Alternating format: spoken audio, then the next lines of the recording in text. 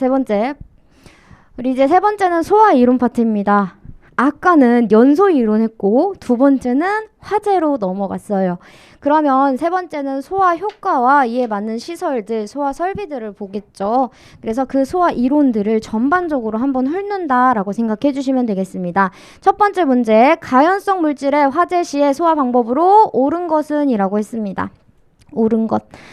문제 푸실 때 여러분들은 옳은 것 또는 옳지 않은 것 어떻게 표현하시나요?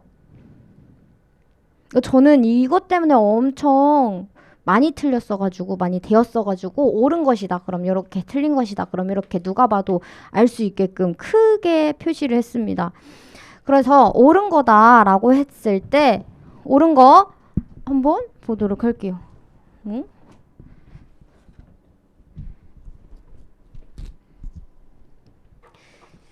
자, 첫 번째, 우리 위험물별로 소화 방법들 다 나뉘어져 있습니다. 우리 아까 전에 위험물이라고 하는 것은 그 성상에 따라서 1류부터 6류까지 쭉 나눴다라고 했습니다. 이 1류부터 6류까지 나눈 이유가 뭐라고 생각하세요? 저장 취급을 조금 통일성 있게 하고 이 소화 방법도 어떤 위험물에 속하는 위험물이 화재가 났을 때 소화 방법 마찬가지로 통일성 있게 해주려고 그래서 성상에 따라서 나눠 놓은 겁니다. 그러면 우리 1류부터 어떻게 소화를 해야 되는지 확인을 해보도록 할게요. 1류는 냉각이죠. 다만 어떤 것만 빼고요? 무기과산화물 얘만 빼고 얘는 어떻게 해야 되는데요? 질식을 통해서 소화를 해줘야 됩니다. 왜냐? 무기과산화물은 물과 만나게 되면 어떤 게 생성이 돼요? 산이 엄청 많대요. 산소가 나오니까. 그래서 이 산소로 인해서 산소는 조연성 가스죠. 연소를 더 돕게 만들어주기 때문에 얘는 물로 소화할 수가 없다라고 보시는 거예요. 그럼 이류는요? 이류는 어떻게 소화를 해야 할까요? 마찬가지로 냉각해 주시면 됩니다. 물을 주수해서 냉각 소화로 이류를 진압할 수 있어요. 다만 어떤 것만 제외하고요. 우리 황화리는 그 종류에 따라서 3황화린, 5화랑 7황화린 종류에 따라 다르죠. 그래서 걔는 제외할 거고요. 철분, 금속분, 마그네슘 얘도 마찬가지로 마그네슘 분을 생각해 주시면 되겠습니다. 그래서 같이 모여있을 때 분진 폭발을 일으킬 수 있는 요런 애들은 물 뿌리면 안 되겠죠. 물 뿌리면 뭐 나오니까요? 수소 나오니까 우리 마그네슘 한번 예를 들어보도록 할게요. 마그네슘에다가 물을 뿌렸다. H2O 물 뿌렸다. 뭐 나와요? 얘 수산화 플러스 수산화 마그네슘에다가 H2O라고 하는 수소가 나옵니다. 이거 개수 맞춰주려고 앞에다가 2만 쓰면 돼요. 아, 얘는 수소가 나와가지고 이 수소, 얘 가연성 가스죠. 어떻게 아냐? 우리 수소는 연소 범위가 있었습니다. 연소 범위 어떻게 암기하셨어요? 수사치료로 암기하셨죠. 4에서 75%. 네, 연소 범위가 있다라고 한다면 얘는 가연성 혼합기를 만들 수 있는 가연성 가스라는 거예요. 아, 그래서 얘는 이 H2라고 하는 수소가 나오기 때문에 물 뿌리면 안 되는구나 라는 것을 알 수가 있습니다. 그럼 마그네슘에다가 CO2 가능할까요? 이산화탄소 가능해요? 이산화탄소 뿌리면 뭐 나오니까요? 이때는 산화 마그네슘 나옵니다. 산화 마그네슘 둘 다 이가니까 그냥 하나하나 해줬어요. 여기다가 플러스 C, 탄소 하나 나오죠. 탄소 폭발성 물질이에요. 그래서 탄소 나온다 그러면 폭발할 수 있기 때문에 사용할 수가 없어요. 즉 철근만은요 무조건 질식을 해야 되는데 그 중에서도 뭐를 해줘야 되냐? 건조사로 의한 질식을 해줘야 됩니다. 여기서 건조사라고 하는 것은요 말 그대로 소화용 모래, 건조한 모래 또는 팽창질석, 팽창진주암을 얘기를 하고 있는 거죠. 자, 그러면 우리 삼류는 어떻게 소화를 하는지 확인을 해보도록 하겠습니다. 삼류 성상 자체가 금수성이죠. 그래서 얘는 물로 뿌리면 절대 안 돼요. 아, 그럼 얘는 질식으로 소화를 해줘야 되는데 다만 어떤 거만요? 황린 이 친구만 빼고 황린은 물 반응 없는 물질이에요. 얘는 자연 발화성만 가지고 있는 물질이기 때문에 얘는 물 뿌려도 된다. 따라서 냉각 해도 괜찮다. 황리는 자연 발화성, 자연 발화점이 너무 낮기 때문에 몇 도예요? 34도씨이기 때문에 상온에서 충분히 자연 발화할 수 있죠. 그래서 어디서 보관해요? 물에다가 보관을 합니다. pH 9 정도의 물에다가 보관을 하게끔 되어 있어요. 사료는요? 사료는 질식이죠. 그래서 보통은 포소화 약제를 이용해서 질식 소화를 할 거예요. 오류는 무조건 냉각입니다. 오류라고 한다면 폭발성 물질들이 속하는 그런 위험물이기 때문에 얘는 질식이라고 착각하기가 쉬워요. 물 뿌리면 뭔가 안 될 것 같고 물 뿌리면 폭발할 것 같고 그렇지만 그렇지 않다. 얘는 무조건 냉각을 해줘야 됩니다. 왜냐? 오류는 뭐도 있으니까요. 안에 산소를 포함하고 있는 애죠. 그래서 산소 공급원으로 사용할 수 있는 물질을 골라라 라고 한다면 1류, 5류, 6류를 골라주시면 되는데 1류, 6류는 불연성입니다. 자기 자체 스스로가 타지는 않아요. 근데 얘는 가연성으로서 즉 자기가 스스로 타면서 얘는 산소 공급원까지 같이 해줍니다. 외부에 공기에 의한 산소 필요 없죠. 산소 자체를 가지고 있기 때문에 그래서 얘는 냉각을 해줘야 돼요. 질식이다라고 해서 우리가 약재를 이렇게 뿌려서 공기와의 산소를 막는다라고 하더라도 얘는 열분해에 의해서 계속해서 산소가 공급될 겁니다. 필요 없다. 그래서 물을 뿌려서 주수를 통한 냉각소화만 가능하다라고 해서 얘가 가장 많이 출제가 될 거예요. 자, 그럼 6류 보도록 하겠습니다. 6류는 어떻게 소화해야 돼요? 질식 소화해야 돼요. 다만 소량의 화재다 또는 위급할 때다라고 하면 다량의 물로 끌 수가 있는데 이때 소화 효과는 냉각 아닙니다. 얘는 희석이에요. 물론 냉각에 대한 효과도 있겠지만 희석하기 위해서 다량의 물을 뿌려버리는구나. 여기까지 확인을 하시면서 1번부터 보도록 하겠습니다. 우리 탄화칼슘 물 부으면 뭐 나와요? 아세틸렌 나왔죠? 절대 안 된다. 아세톤은 알코올형 포소화 약제 맞아요? 맞죠? 얘는 내알코올형 알코올형 맞습니다. 둘 다 맞는 얘기예요. 동의어기 때문에 어떻게 나온다고 하더라도 상관이 없고요. 3번 나트륨은 할론 소화 약제로 우리 위험물이라고 한다면 거의 대부분 가스계 지향하고 있어요. 지향하고 있습니다. 그래서 이런 물질들은 다 건조사에 의한 질식을 해야 된다라고 보시면 되세요. 마찬가지로 4번 마그네슘도 우리 이산화탄소 뿌리면 탄소 나온다라고 말씀드렸죠. 그래서 둘 다 건조사에 의한 소화를 해야 한다라고 보시면 되겠습니다. 자, 그럼 2번으로 넘어가 보도록 하겠습니다. 2번 자동기동 방식의 펌프가 수원의 수위보다 높은 곳에 설치가 된 경우 옥내 소화전 구성 요소를 있는 대로 모두 고르시오라고 했습니다. 이 옥내 소화전 설비라고 하는 것은 수계를 이용한 우리 소화전 설비죠. 그렇죠? 그러면 우리 펌프가 이렇게 있을 때 펌프 수위가 이 수조 수위보다 높은 곳에 있을 때 어떠한 것들이 들어갈 수 있는지 한번 개통도를 같이 그리면서 확인을 해보도록 하겠습니다. 맨 처음 요 밑부분에 뭐가 설치돼요? 풋밸브라고 합니다. 얘 왜 설치하죠? 목적이? 여가 걸러주기 위해서 설치를 해주는 거죠. 그리고 그 윗부분에 나비 넥타이 모양의 개폐 밸브 있을 거고요. 개폐 밸브 왜 설치해요? 이 배관 자체가 뭔가 정비가 필요할 때 밸브류들, 장치류들이 정비가 필요할 때 이 개폐 밸브로 개폐만 하면 되기 때문에 개폐 밸브 설치를 할 거고요. 그 다음에 뭐 설치해요? Y자 스트레이너 설치를 할 거예요. 스트레이너. 여기 있는 거 사실은 다 빼줘야 돼요. 이렇게. 얘는 이렇게 가는 거고요. 이 스트레이너는 왜 설치해요? 지금 이거 보이시나요? 얘도 마찬가지로 여과하기 위해서 설치를 하는 거예요.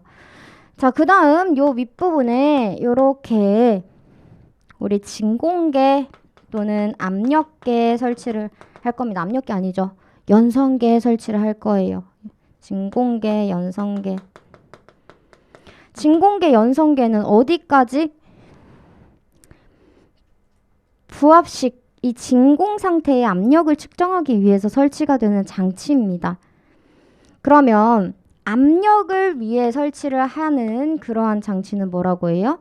압력계라고 할 거예요. 압력계 어디다가 설치해요? 토출 측에다가 설치하는 거예요. 그래서 이 펌프를 기준으로 수조 쪽은 흡입 측, 위에는 토출 측이라고 할 겁니다. 여기는 마지막으로 이렇게 달려 있는데 얘는 플렉시블 조인트라고 해가지고 그 충격을 완화시켜 주기 위해 설치하는 장치입니다. 이 펌프의 앞 뒤로는 플렉시블 조인트를 이용해서 배관 자체를 조금 이제 보호할 수 있게끔 만들기 위한 장치다라고 보시면 돼요. 그래서 앞뒤에는 무조건 플렉시블 조인트 있을 거다. 그 위에 뭐 있다고요?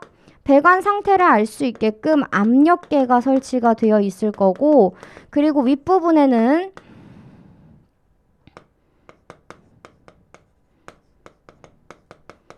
요게 뭐예요? 이거 릴리프 밸브. 그럼 여기에 배관을 뭐라고 한다고요? 아, 순환 배관을 얘기하는구나. 우리 순환 배관 왜 설치해요? 순환 배관 왜 설치하죠? 체절 운전할 때 이 배관 내의 수온의 상승을 방지하기 위해서, 수온 상승 방지하기 위해서 얘는 체절 압력 미만에서 물을 방출시켜 줄 수 있도록 릴리프 밸브를 설치를 한 거예요. 그래서 수온 상승 방지를 하기 위해서 이 순환 배관이 설치가 되는구나 라고 생각해 주시면 되시고요. 이때 체절 운전이라고 하는 게 뭐예요? 시험 방법 중에 하나인 거죠. 그래서 여기 부분에다가 이렇게 우리 시험 펌프 성능 시험 배관, 펌프 성능 시험 배관 설치를 해줄 겁니다.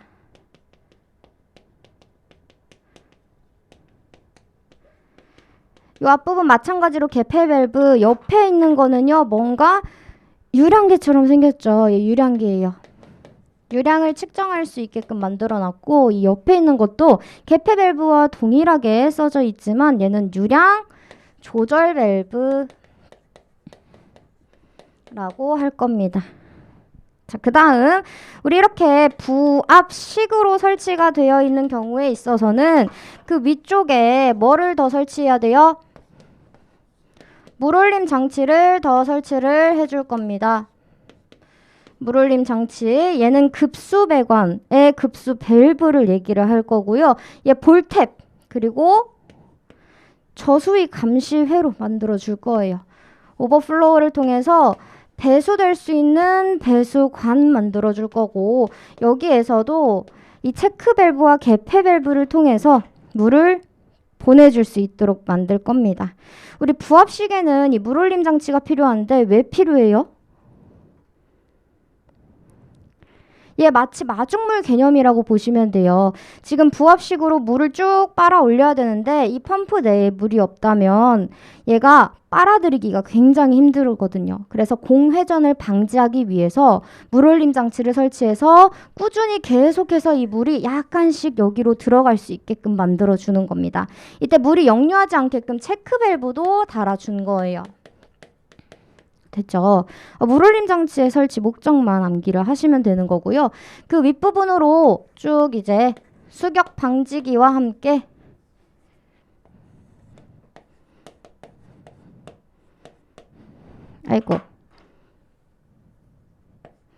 체크 밸브와 개폐 밸브를 설치를 해 놓을 거예요. 그리고 이 옆부분에 뭘 설치하냐? 압력 챔버 설치하죠. 이 압력 챔버라고 하는 것은요, 기동용 수압 개폐 장치의 종류 중에 하나입니다. 그렇지만 거의 대부분의 현장에 이 기동용 수압 개폐 장치로서 압력 챔버가 설치가 되어 있기 때문에 나중에 문제가 나온다라고 하더라도 이 압력 챔버로서 개통도로 표기가 될 거예요. 얘 말 그대로 기동용 수압 개폐 장치, 수압을 측정해가지고 기동할 수 있게끔 만들어준 장치를 얘기를 합니다. 그래서 우리 옥내 소화전만 이렇게 설치가 됐다라고 한다면 요 위쪽으로 입상배관 쪽으로 이렇게 소화전이 설치가 되고 이 밑부분에 기계실에 대한 부품들이 이렇게 있을 거다라는 것을 확인할 수 있어요. 기동용 수압 개폐 장치 설치됐나요? 됐죠? 얘 펌프 기동해주기 위해 설치할 수 있는 장치다. 그래서 무조건 펌프가 들어가면 무조건 있어줘야 돼요. 두 번째, 동력 제어반은요? 우리 기계실은요, MCC라고 하는 동력 제어반이 설치가 되어 있을 겁니다. 그래서 기계실 가시면 엄청나게 큰 이 적색 판넬이 있을 거예요. 얘 펌프의 자동 기동, 수동 기동 또는 자동 정지, 수동 정지를 할 수 있게끔 조절할 수 있는 조작 스위치 버튼이 있어요. 그리고 감시 제어반 혹시 들어보셨나요? 감시 제어반은 뭐예요? 얘 수신기 얘기하는 거죠. 수신기. 그래서 경비실 등 상시 사람이 근무하는 장소에 따로 이 수신기가 설치가 되어 있을 겁니다. 따라서 동력 제어반 펌프 마찬가지로 자동 기동, 수동 기동 하기 위해 설치를 할 수 있는 제어반이고 물올림 장치 지금 있나요? 부합식으로 설치가 된 경우에는 물올림 장치 설치를 해야 돼요. 또한 여기에 요거 진공계, 연성계 설치를 꼭 해줘야 됩니다. 근데 만약에 얘가 이렇게 동등 또는 그 이상의 위치로 설치가 되어 있다. 이거 무슨 식 수조예요? 정압식 수조라고 할 겁니다. 정압식일 때는 흡입측 배관 자체가 부합 아니죠. 그렇기 때문에 이때 이거 빼도 되고요. 마찬가지 물올림 장치 필요 없습니다. 왜냐? 어쨌든 항상 이 흡입측 배관에는 물이 들어간 상태로 유지가 될 거니까 부합이 아니기 때문에 그래서 이 정압식이다라고 한다면 물올림 장치 필요 없다라고 보시면 돼요. 근데 조건에서 필요하다라고 나와 있죠. 릴리프 밸브 필요하죠. 얘도 마찬가지로 여기에 릴리프 밸브가 설치가 되어 있었어요. 솔레노이드 있었나요? 없었습니다. 얘는 전자 밸브로서 가스계 때 들어가요. 또는 뭐 우리 감지기 사용하는 스프링클러 설비에서도 사용을 합니다. 그렇지만 일단 옥내다라고 하면 없다라고 봐주세요. 자, 3번 보도록 하겠습니다. 이산화탄소 소화 설비에 대한 일반적인 설명으로 옳지 않은 것은 이라고 나와 있어요. 에고. 우리 이산화탄소 소화 설비가 어떤 순서대로 작동을 하는지 그 메커니즘은 알고 계셔야 되겠죠. 첫 번째, 화재가 발생했어요. 그러면 맨 처음에 뭐가 작동해요? 감지기가 작동을 합니다. 이때 감지기 회로는 어떤 회로라고요? 교차회로 방식으로서 오동작을 방지하기 위해서 교차회로 방식을 선택을 해요. 또는 우리가 RM이라고 하는 수동 기동함에서 수동으로 기동할 수 있게끔 조작 스위치를 눌러줍니다. 그러니까 자동으로 기동하거나 수동으로 기동했을 때 신호가 어디로 간다고요? 제어반으로 가겠죠. 이 제어반에서는 화재 표시가 될 거고 표시등으로 표시가 될 거고 음향으로 경보를 할 거예요. 또한 자동 폐쇄 장치, 모든 계구부에 이 자동 폐쇄 장치가 설치가 되어 있는 경우에는 얘가 작동을 해서 폐쇄할 수 있게끔, 그래서 약재가 방사가 되기 전에 미리 폐쇄를 할 수 있게끔 합니다. 어떨 때만? 전기식일 때만. 그리고 만약에 환기팬이 있다. 얘 마찬가지로 약재들이 나가지 못하게 정지를 해줄 거예요. 자, 그 다음은 바로 솔레노이드 개방 아니고요. 타이머. 지연장치라고 하죠. 타이머 30초 동안 타이머가 짤깍짤깍 돌아갈 거예요. 이 타이머가 돌아갈 때 동안 사이렌이 울릴 거예요. 이 사이렌은 방호구역 내에 설치가 되어 있죠. 사이렌 울리는 이유가 뭐예요? 이제 약재가 방출될 거니까 빨리 나가 라는 거죠. 약재가 이산화탄소나 할론, 할로겐 화합물 이런 애들이 들어가면 질식사를 유발할 수 있기 때문에 사이렌을 통해서 빨리 피난해 라고 할 거예요. 그 다음으로는 솔레노이드 밸브가 작동할 거고, 그리고 기동 용기가 개방이 될 거예요. 이 기동용기 안에는 우리 가스 압력식이기 때문에 다 가스 압력식으로 나올 겁니다. 이 기동용기 안에 뭐 이산화탄소라든지 질소 가스들이 나와서 뭐를 개방하냐? 선택 밸브 개방을 할 거고요. 그리고 동시에 저장 용기를 개방을 시킬 거예요. 이 저장 용기 개방은 약재로 사용하는 용기를 개방을 한다는 거죠. 이 약재, 용기, 약재들이 어디를 통해서요? 집합관을 통해서 우리 아까 전에 개방해놨던 선택 밸브로 가면서 헤드를 통해 방출이 된다라고 보시면 되는데 우리 이때 배관을 통해서 나갈 때 압력 스위치라고 하는 요 장치를 딸깍하고 건드려 줍니다. 이 압력 스위치는 어디로 가냐? 제어반으로 가요. 그래서 이 제어반에서는 방출용 스위치를 점등시킬 거예요. 방출 스위치, 방출 스위치, 방출 표시등이죠. 방출 표시등. 이 방출 표시등은 방호구역 외부에 있을 거고 왜 점등이 돼요? 해당 방호구역에 지금 약재가 방출될 거니까 들어가지 마라고 해줄 거예요. 만약에 가스 압력식으로 이 자동 폐쇄 장치가 설치가 되었다라고 하면 이때 같이 폐쇄가 될 겁니다. 자, 그래서 블록 다이어그램을 이렇게 쭉 그려놨습니다. 왜 그렇냐? 우리 1번, 2번, 3번, 4번 할 때 이 1번이 순서에 관련된 내용이기 때문에 말씀을 드린 거예요. 어떻게 이 메커니즘으로 방사가 되는지는 알고 가셔야 되겠죠. 자, 첫 번째 문제 맞아요? 기동용기 가스는 압력 스위치 및 자동 폐쇄 장치를 작동시키는 역할을 한다. 아니죠. 기동용기가 개방돼서 선택 밸브 개방하고 저장용기 개방했을 때 이 저장용기 안에 있는 약재들이 배관 타고 가면서 압력 스위치와 자동 폐쇄 장치를 작동시킬 거예요. 그래서 이거 아니고 얘는 저장 용기의 가스라고 하면 말이 맞습니다. 기동 용기는 선택 밸브와 저장 용기 개방. 이렇게 두 가지라고 적어주셔야 되겠죠.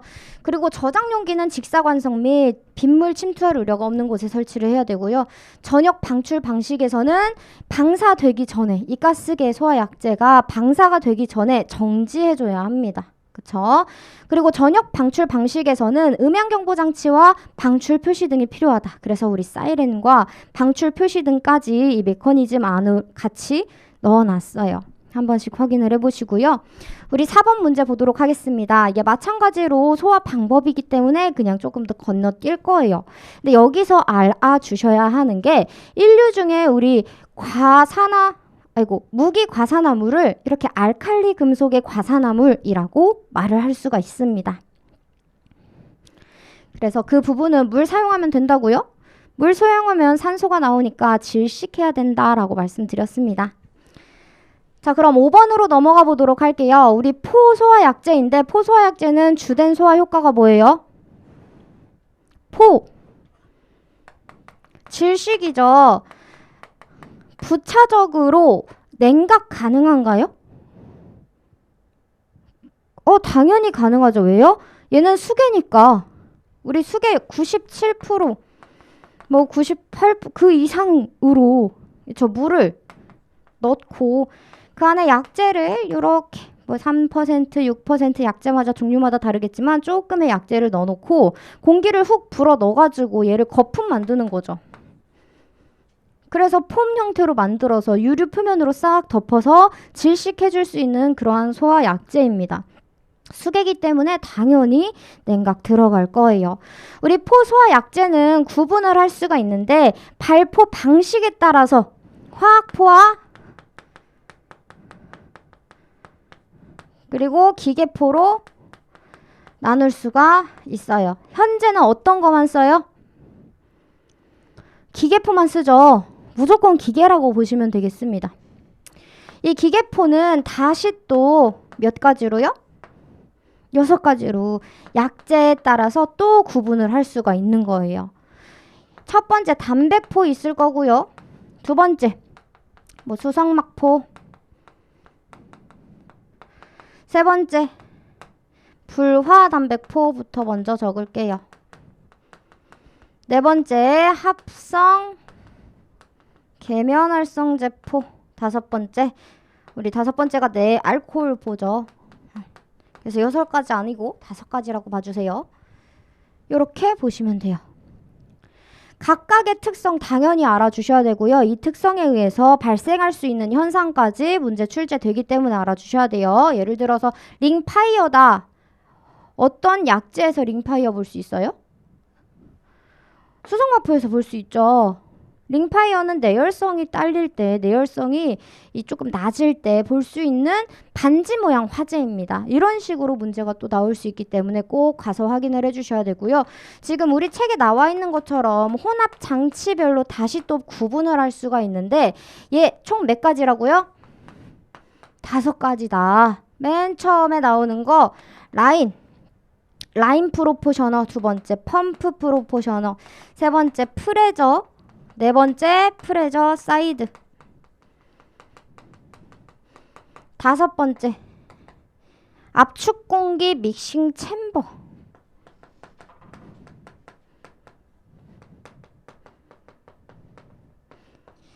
여기서 여러분들이 다 이 정의를 보고 가실 필요가 없고요. 각각의 키워드들만 매칭시켜 줄 수 있으면 되는 거예요. 우리 라인은 어떤 거랑 매칭해요? 아이고. 라인은 벤추리만 있으면 다 라인이죠. 끝. 펌프는요? 지금 우리 펌프다라고 했습니다. 농도 조절 밸브만 있으면 돼요. 그래서 소방화학 펌프차의 펌프 프로포셔너로 포를 혼합할 거고요. 프레저는 현재 국내에서 가장 많이 사용하고 있는 혼합 방식으로서 얘는 벤추리관을 통한 벤추리 작용과 함께 이 펌프에 대한 가압수를 통해서 쭉 빨려 올라갈 수 있게끔 일정량의 약재들이 빨려 올라갈 수 있게끔 만들어 놓은 혼합 장치를 얘기를 할 겁니다. 그래서 3번이 얘가 뭐라고요? 프레저다. 1번은 뭐예요? 보니까 혼합기만 들어가 있습니다. 이 혼합기가 벤추리예요. 그러면 얘는 벤추리다. 뭐예요? 라인이죠. 얘 펌프다 라고 말씀드렸고요. 4번은 그러면 마지막 남은 거 우리 프레저 사이드구나 라고 보시면 되겠습니다. 얘는 펌프용 압입 약재용 압입용 펌프가 따로 있는 거예요. 그래서 압입용 펌프다라고 하면 별도로 이렇게 펌프가 2개가 있는 거구나 라고 생각을 해주시면 되고 이게 뭐라고요? 프레저 사이드다라고 보시면 되겠습니다. 이렇게 모든 프로포셔너 방식을 다 보셨는데 압축 공기 믹싱 챔버 얘는 어떤 방식이냐? 압축 공기를 불어 넣어주는 거예요. 일정량. 그래서 일정 비율의 질소나 압축 공기를 불어 넣어줌으로써 조금 신선한 공기들이 들어갈 수 있게 그리고 더 빠르게 방사가 될 수 있게끔 한다라고까지 확인을 해주시면 되겠습니다. 지금은 2번 체크하시고 넘어가시면 되겠죠. 자, 그럼 우리 6번 마저 가서 보도록 하겠습니다. 소방시설이라고 하는 것은 몇 가지의 설비로 구성이 되어 있나요? 소화설비, 그리고요 경보설비, 그리고 피난구조설비고요. 네 번째 소화 용수설비, 다섯 번째 소화 활동설비가 될 겁니다. 이렇게 1, 2, 3, 4, 5 순으로 적어드렸는데 왜 이렇게 적었냐? NFSC 100번대, 200번대, 300번대, 400번대, 500번대 라인이기 때문에 나중에 법제처 가셔가지고 우리 이런 화재 안전 기준을 확인을 해보실 때 이 순서대로 찾으시면 되는 거예요. 자, 소화 설비다. 그러면 화재 초기 진압을 위해서 사용할 수 있는 설비들이죠. 이거 뭐뭐 있어요? 소화기구 있겠죠? 그리고 옥내, 옥외 소화전도 있을 거고요. 스프링클러 설비 등 같이 들어가 있을 거예요. 또한 물 분무 등 있을 겁니다. 이 물 분무 등 몇 개 있어요? 9개 있어요. 우리 물 분무 등은 이 안에 9가지 여러분들 다 말씀하실 수 있으셔야 돼요. 9가지 뭐뭐 있는지 그냥 말로만 할게요. 물 분무, 미분무 같이 말씀해 주세요. 포, 이산화탄소, 할론, 할로겐 화합물 및 불활성 기체, 고체 에어로졸, 강화액, 분말 이렇게 9가지. 됐죠? 그래서 9가지 꼭 알아주셔야 되고요. 이 경보는 이 마찬가지로 9가지 들어가 있습니다. 뭐뭐 있냐? 단독 경보형 감지기, 비상 경보 설비, 비상 방송 설비, 자동화재 탐지 설비, 자동화재 속보 설비, 시각 경보기, 누정 경보기, 가스 누설 경보기, 마지막 통합 감시 시설까지 9가지 해주시면 돼요. 다 기억하고 계신 거 맞죠? 다 마음속으로 생각하고 계신 거죠? 네, 그렇게 보시면 되시고 피난기구, 피난구조 설비 보도록 하겠습니다. 얘는 피난기구도 있고 인명구조기구도 있고요. 유도등 및 유도표지와 함께 더불어 비상조명등, 휴대용 비상조명등 이렇게 4가지 있습니다. 소화용수는요. 상수도 소화용수 설비 있고요. 그리고 소화수조, 저수조 이렇게 3가지로 구분이 되어 있어요. 근데 우리 소화용수 설비라고 하면은 어떤 거하고 헷갈리냐. 다른 색으로 할게요. 소방용수 시설이랑 헷갈립니다. 이 소방용수 시설은 누가 만드는 거예요? 누가 설치해요? 시도지사가 설치하죠. 그래서 소방기본법에서 다루고 있는 시설이고요. 그래서 공공의 소방 안전을 위해서 설치한다의 개념으로 접근하셔야 되고 이 소화용수 설비라고 하는 것은 소방 대상물마다 설치를 하는 거예요. 즉 관계인이 설치를 합니다. 그래서 얘는 개인 사유물에 설치를 하는 그러한 설비가 되는 거예요. 그럼 어느 법에서 따라야 할까요? 어느 법에서 규정할까요? 지금은 소방시설법에서 규정을 하고 있죠. 그래서 다르다 확인을 해주셔야 됩니다. 똑같이 물을 공급하기 위해서 저장하고 취급하는 설비이긴 하지만 다르다라는 거. 마지막 소화활동 설비는 몇 개 있어요? 6가지 있습니다. 맨 처음 제연 설비, 그리고 연결 송수구 아니에요. 송수관 설비, 연결 살수 설비, 그리고 연소 방지 설비,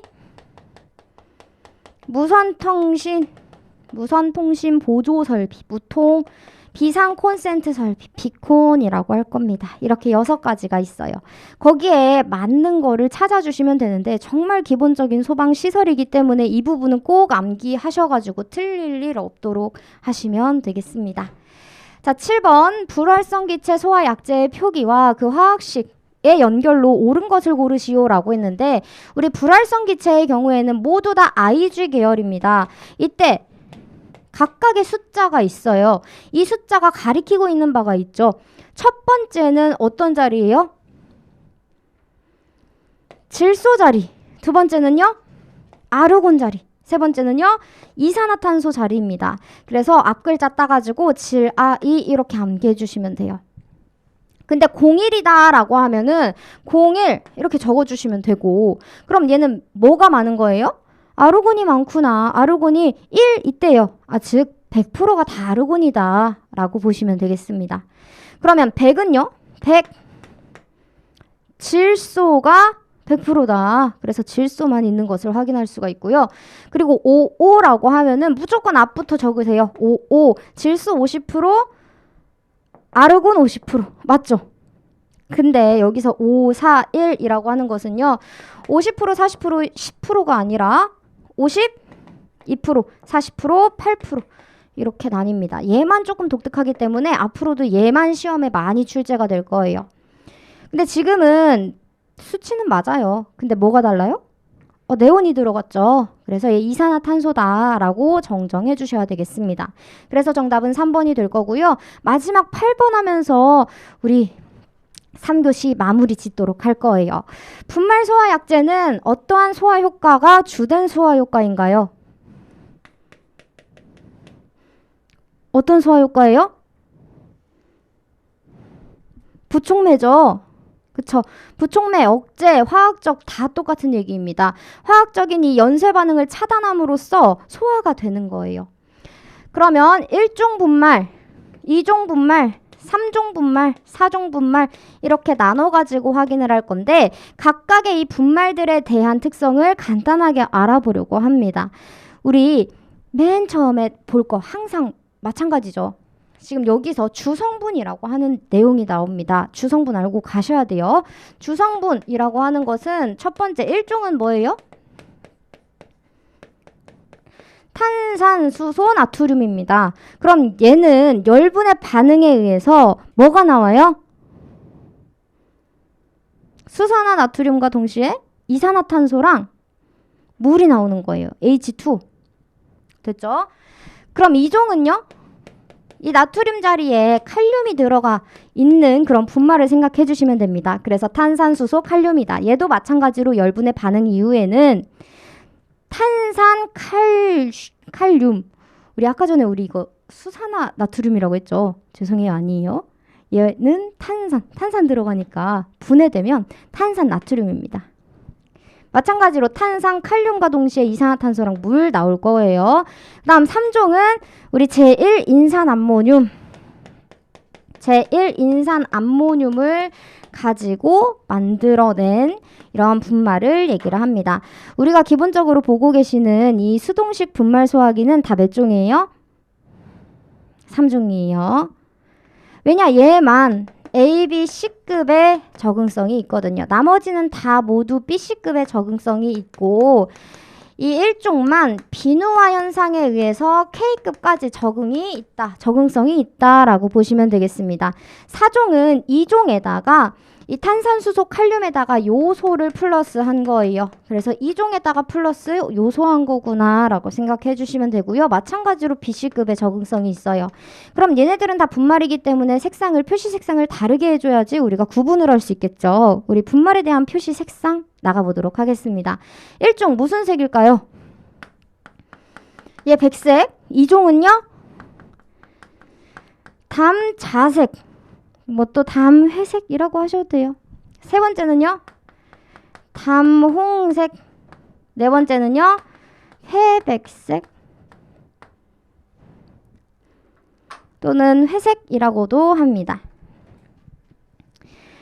네, 여기까지 보시면 되세요.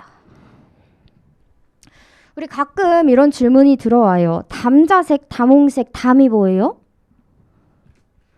옅은 색깔을 말한다고 보시면 되겠습니다. 그래서 옅은 분홍색, 옅은 자주색 이런 느낌으로. 그래서 이렇게 표시 색상이 다르다라고 보시면 되시고요. 그러면 우리 1, 2, 3, 4 볼 수 있겠죠. 3종은 무슨 색이니까요? 담홍색이니까 1번이 틀렸구나라는 것을 알 수가 있고요. 백색으로 착색되어 있는 것은 1종이다라고 보시면 되겠습니다. 이 3종 분말이랑 수성막포랑 같이 섞어가지고 병용해서 사용할 수 있는데 얘를 무슨 시스템이라고 불러요? 트윈 에이전트 시스템이라고 부르고요. 얘는 CDC라고도 합니다. 자, 여기까지 보시면서 우리 마무리를 짓도록 할 거예요.